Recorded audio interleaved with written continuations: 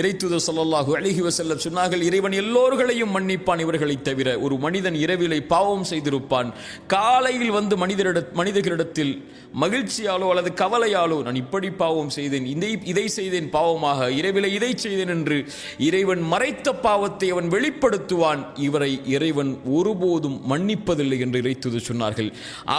அவன் பாவத்தை இறைவன் மறைத்ததை வெளிப்படுத்தினால் இறைவன் மன்னிக்க மாட்டான் என்றால், மனிதர்கள் ஒரு மனிதன் செய்த பாவத்தை இறைவன் மறைத்திருந்தால், அதை வெளிப்படுத்தக்கூடியவர்களாக இருந்தால், என் சகோதரனே சகோதரியே, பயந்து கொள். இறைவன் ஒரு மனிதருக்கு ஒரு பாவத்தை மறைத்திருந்தால் அதை வெளிப்படுத்தும் போது, இறைத்தூதர் ஸல்லல்லாஹு அலைஹி வஸல்லம் இடத்திலே காமிதியா என்ற குலத்திலிருந்து ஒரு பெண் வருகிறார்கள்.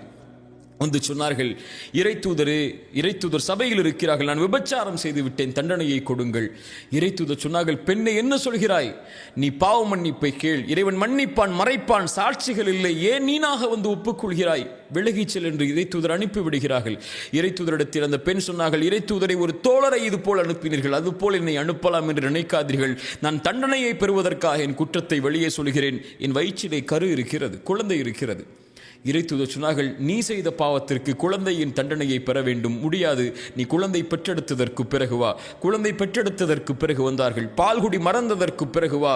பால்குடி மறந்ததற்கு பிறகு குழந்தைக்கு உணவை கையில் கொண்டு வந்து, இறைத்தூதரை குழந்தை உணவை சாப்பிடுகிறது, நீங்கள் தண்டனையை கொடுங்கள். தண்டனை நிறைவேற்றப்படுகிறது.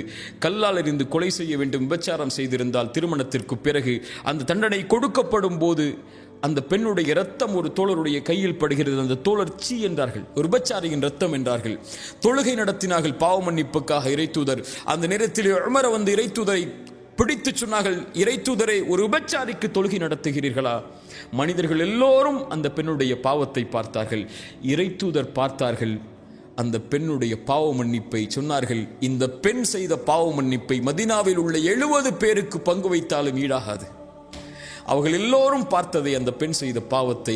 இறைத்தூதர் பார்த்தது அந்த பெண் இறைவனிடத்திலே செய்த பாவ மன்னிப்பை.